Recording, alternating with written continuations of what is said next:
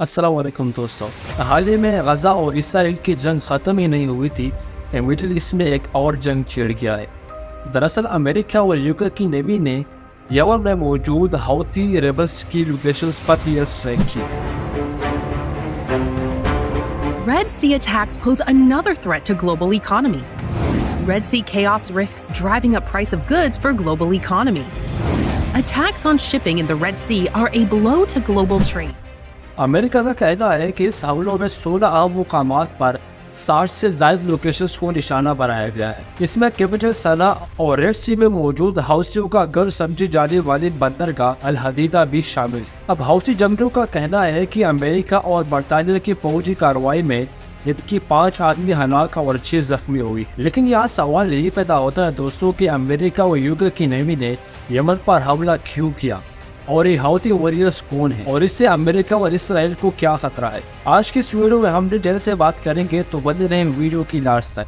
तो चलिए स्टार्ट करते हैं। सबसे पहले बात करते हैं कि ये हौती वॉरियर्स कौन है और ये क्या चाहते हैं। हौसी एक जंगजू ग्रोह है जिसका ताल्लुक यमन की ज़ैदी मिनॉरिटी शिया फिरजे से है। ये ग्रोह 1990 की दिहाई में बना था और इसका मकसद उस वक्त की सदर अली अब्दुल्ला साले की करप्शन का मुकाबला करना था। अब उन्होंने अपना नाम इस तहरीक के बानी हसन अल हौसी के नाम से लिया है। हौसी अपने आप को अंसरुल्लाह भी कहते हैं। अब साल 2003 में इराक पर अमेरिकी हमले के बाद हौसियों ने डेथ अमेरिका, डेथ इसराइल, यहूदियों पर लानत, इस्लाम की फतह का नारा लगाना शुरू किया। उन्होंने ऐलान किया कि वो हमास और हिजबुल्लाह के साथ इराक के अंडर इसराइल, अमेरिका और वेस्टर्न के खिलाफ रेजिस्टेंस फोर्स का हिस्सा है। साल 2014 में हौसियों को बड़ी पॉलिटिकल सपोर्ट तब हासिल हुई जब वो अली अब्दुल्ला साले के बाद यमन की नए सदर बनने वाले अब्दुर्रब्बा मंसूर हादी के खिलाफ खड़े हो। दरअसल मंसूर हादी ने अली अब्दुल्ला साले के साथ मुआहिदा कर लिया था और वो उन्हें दोबारा इफ्तिदार में लाना चाहते थे। हौसियों ने साल 2015 की शुरुआत में यमन की वेस्टर्न प्रोविंस सादा और इसके बाद यमन की कैपिटल सना पर भी कब्जा कर लिया, जिसके बाद मंसूर हादी मुल्क छोड़ने पर मजबूर हो गए।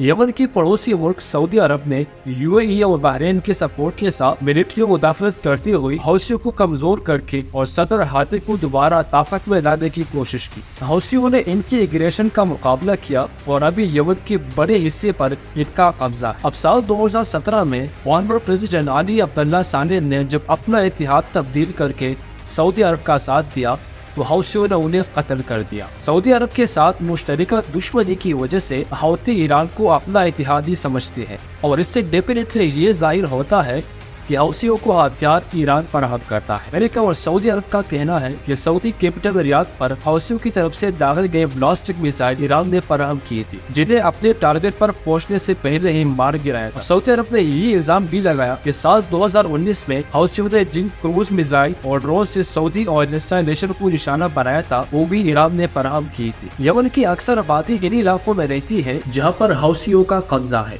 और वो मुल्क की वेस्टर्न हिस्से में लोगों से टैक्स भी लेते हैं और अपनी करेंसी नोट भी छापते हैं। यूनाइटेड नेशन का कहना है कि 2010 तक हौसियों की 1 लाख से 1,20,000 वर्कर्स थे जो आर्मेड फोर्सेस पर मुश्तमिल है। यूनाइटेड नेशन का ये भी कहना है कि 2020 में यमन की हौतीस की तरफ से भर्ती की गई 1500 बच्चे लड़ाई में मारे गए और इससे अगले साल कई सौ मजीद बच्चे मारे गए। रेड सी के साथ यमन की कोस्ट का एक बड़ा हिस्सा हौसियों के पास है और इनसे वो कश्तियों पर हमले कर रहे हैं। यमन के बड़े हिस्से पर कंट्रोल रखने वाले हौसियों ने खबरदार किया था कि वो रेड सी से इसराइल आने और जाने वाले हर कार्गो शिप को निशाना बनाएंगे। पिछले साल नवंबर में रेड सी से गुजरते हुए एक कार्गो शिप को हौती वॉरियर्स ने अपने कब्जे में ले लिया था। इस कार्गो शिप की ऑनरशिप की लिंक्स इसराइल से मिलती थी। गुज़श्ता 2 महीनों के दौरान हौसियों ने रेड सी से गुजरने वाले मल्टीपल कार्गो शिप्स को रॉकेटों और ड्रोन से निशाना बनाया है। नवंबर और दिसंबर के दरमियान रेड सी में हौसियों की हमलों में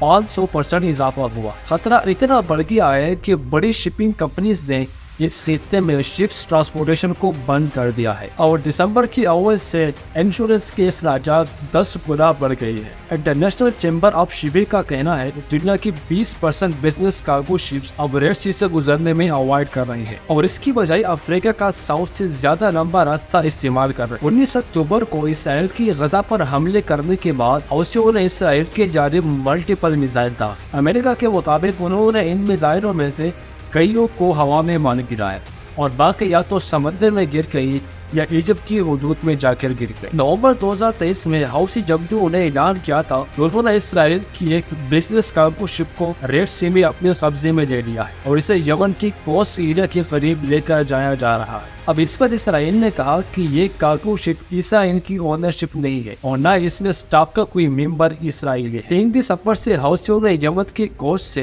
रेड सी में मल्टीपल शिप्स को ब्लास्टिक मिसाइल्स और ड्रोन से निशाना बनाया है। अमेरिका, यूके और फ्रांस की बटल शिप्स ने इनमें से कई मिसाइलों को हवा में ही मार गिराया, लेकिन कुछ शिप्स तक पहुंचने और उन्हें नुकसान पहुंचाने में कामयाब रहे। दुनिया की सबसे बड़ी shipping company Mediterranean ships company ने कहा है कि वो अपनी शिप्स को अब रेड सी में नहीं बेच रहे और यही ऐलान दुनिया की बाकी सारी बड़ी शिपिंग कंपनियों ने भी की है। हौसी जंग जो रेड सी और मिडिल ईस्ट में कार्गो शिप्स को मिसाइल्स और ड्रोन से निशाना बना रहे और इससे न सिर्फ ग्लोबल इकोनॉमी को खतरा है बल्कि खित्ते को भी अनस्टेबल कर रहे हैं। और अगर ऐसा चलता रहा दोस्तों तो इससे जो करंट महंगाई है वो और ज्यादा बढ़ जाएंगी, क्योंकि रेड सी से दुनिया की 20% रेट बंद हो जाएंगी और कार्गो शिप लंबा रास्ता चूज करेंगी जिस पर खर्चा भी बहुत ज्यादा आएगा और अगर खर्चा बहुत ज्यादा आएगा तो डेफिनेटली वो चीजों की प्राइस बढ़ा देंगे। अब हम सबको पता है कि दुनिया की 80% रेट समंदर से होती है। अब जो कार्गो शिप इस रास्ते को चूज करेंगे यानी रेड सी को, उसके लिए खतरा बहुत ज्यादा है क्योंकि हौथी वॉरियर्स उन पर हमला कर सकते हैं मिसाइल्स और ड्रोन से और इसी बड़े रिस्क और जानी नुकसान की वजह से कार्गो शिप इस रास्ते को अवॉइड कर रही है और अफ्रीका की वेस्ट का लंबा रास्ता चूज कर रहा है। उम्मीद है दोस्तों कि ये सूरत हाल बहुत जल्द बेहतर हो जाए, लेकिन करंट सिचुएशन को देखते हुए ऐसा बिल्कुल भी नहीं लगता कि ऐसा होगा। उम्मीद है इस वीडियो से आपको बहुत कुछ सीखने को मिला होगा। अगर वीडियो अच्छी लगे तो लाइक करें और चैनल को ज़रूर सब्सक्राइब करें ताकि आपके लिए हम इस तरह की इन्फॉर्मेशनल वीडियो ला सकें। मिलते हैं अगली नेक्स्ट वीडियो में, तब तक के लिए टाटा बाय बाय।